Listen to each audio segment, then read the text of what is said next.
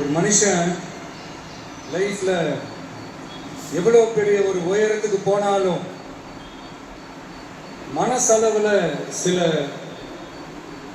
வலிகள், காயங்கள் அது மறக்க முடியாது இல்லையா? எல்லார் லைஃப்லையும் அப்படிதான், நமக்கும் அப்படிதான்.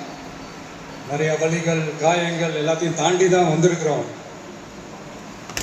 ஆனால் எல்லாத்தையும் விட ரொம்ப ஜாஸ்தியான அந்த வலியும் அந்த காயமும் எனக்கு அந்த கரூர் சம்பவம் தான்.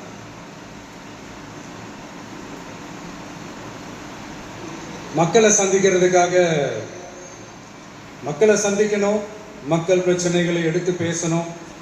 அதுக்காக தான் அந்த மக்கள் சந்திப்பு பயணத்தை தொடங்கி திருச்சி, அரியலூர், நாகப்பட்டினம், திருவாரூர்,